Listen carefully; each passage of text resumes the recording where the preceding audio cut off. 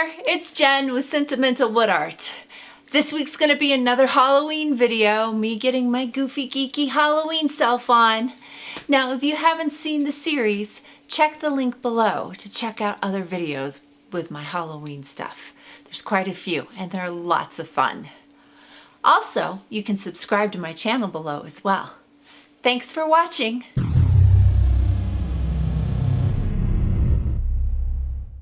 If you've seen my past videos, you know that I have a grapevine wreath out front that I change out every season.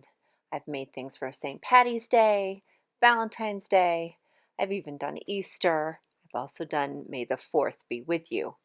Now in the past, this has been my Halloween wreath.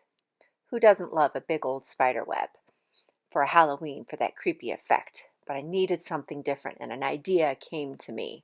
What if I made a cat? I think that would be brilliant. A cat to hang on my wreath.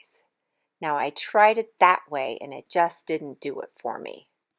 I realized the hooks were on the top, so I needed to position my kitty differently.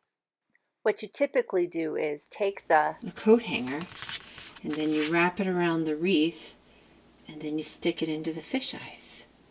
I thought that was a really clever way of attaching my wooden elements for each month. Ready? So I also got this for my Halloween wreath for foliage. Love it! I'll take you outside to show you how I put the wreath together.